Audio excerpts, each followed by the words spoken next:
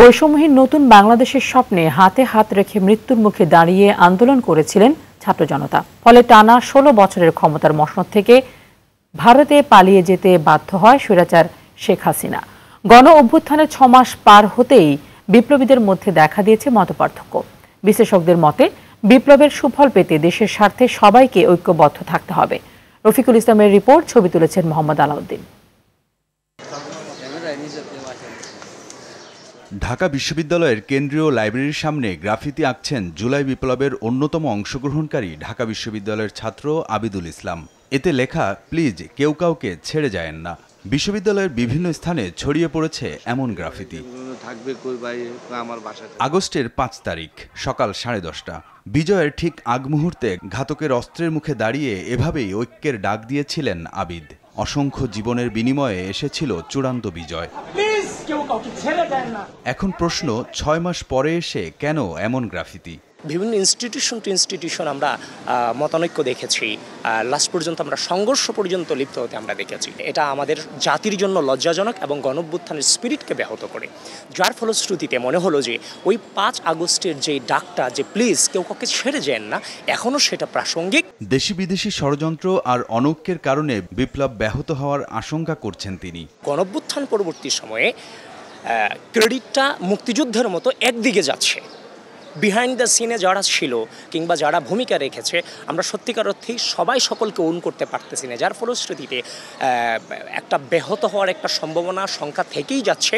তারপরেও আমরা যারা গণঅভ্যুত্থানকে সুসংগঠিত করেছিলাম, আমরা আমাদের জায়গা থেকে আহ্বানগুলো বারবার জানিয়ে যাচ্ছি, আমরা যেন কেউ কাউকে ছেড়ে না যাই। সাধারণ শিক্ষার্থীরা বলছে, দলমত নির্বিশেষে ঐক্যের বার্তা দিচ্ছে এই গ্রাফিতি। এই যে আমাদের মধ্যে একটা ফাটল তৈরি হচ্ছে, এটা কি হচ্ছে, আমাদের শত্রু যারা আওয়ামী ফ্যাসিস্ট যারা, তারা আবার একটা সুযোগ হিসাবে গ্রহণ করবে। প্রত্যেকে দল নিয়ে চলে যাচ্ছে। সবাইকে ঐক্যবদ্ধ রাখতে আমি মনে করি যে এই স্লোগানটি ভালোই গুরুত্বপূর্ণ। ছাত্র সংগঠনের নেতারাও নিজেদের মধ্যে ঐক্যের ঘাটতি অনুভব করছে।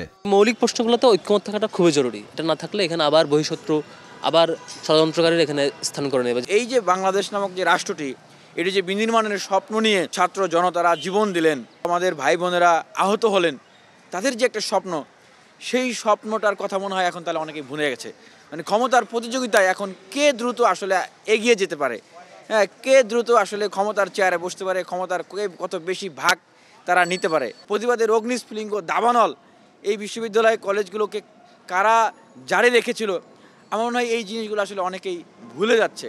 শিক্ষাবিদ অধ্যাপক ডক্টর আব্দুর রব মতপার্থক্যকে স্বাভাবিকভাবেই দেখছেন, তবে ফ্যাসিবাদ প্রশ্নে সবাইকে এক থাকার তাগিদ তার। মত, পথ, রাজনৈতিক দর্শন সবকিছুর ঊর্ধ্বে আমাদের দেশের স্বাধীনতা, সার্বভৌমত্ব।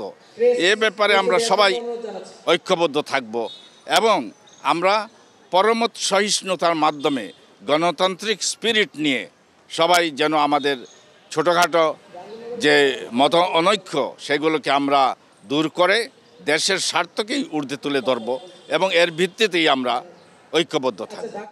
ঢাকা বিশ্ববিদ্যালয়ের কেন্দ্রীয় লাইব্রেরির সামনে থেকে শুরু হওয়া কোটা বিরোধী আন্দোলন শেষ হয় স্বৈরাচার শেখ হাসিনার পতনের মধ্য দিয়ে, যাতে অংশ নেয় দল মত নির্বিশেষে সব শ্রেণী পেশার মানুষ। কিন্তু গণ অভ্যুত্থানের ৬ মাস পরে এসে দেখা যাচ্ছে নানা কারণে সেই ঐক্যে ফাটল ধরছে। জুলাই বিপ্লব যেন ব্যাহত না হয়, সেজন্য ঐক্যবদ্ধ থাকার বিকল্প নেই বলছেন অংশীজনরা। রফিকুল ইসলাম, RTV, ঢাকা।